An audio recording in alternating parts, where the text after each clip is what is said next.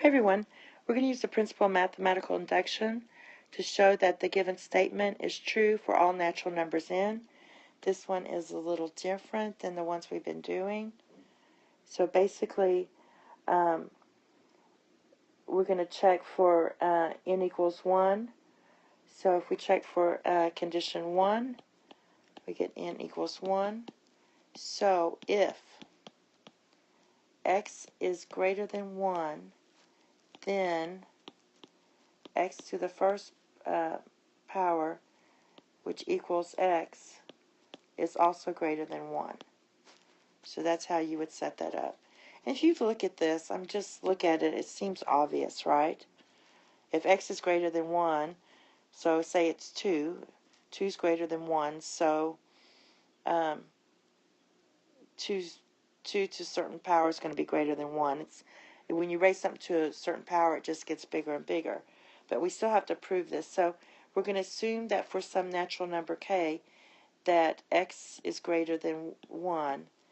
Then we have x to the k is greater than 1. So that's how you write that. So this is your then, we're going to check for k plus 1.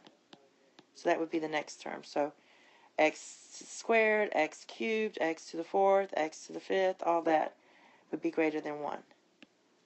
For x is greater than 1. Now, let me just write that out better. So this is for x is greater than 1. So let's write this out. We should already know this from our previous videos.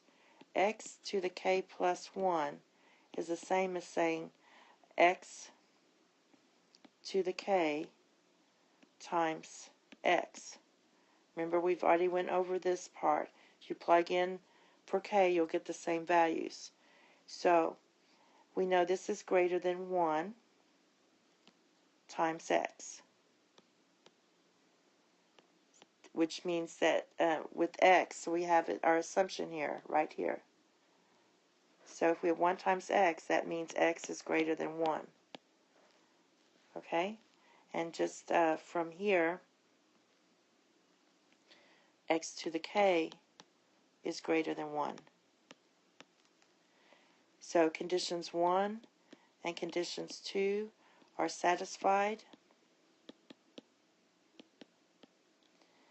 And that shows the statement is true for all natural numbers. So basically, just remember this part right in here. All right? And we're going to assume we're just plugging it in that it's greater than 1 times x. And we know that x equals x is greater than 1. Okay? So thank you and have a nice day. Bye-bye.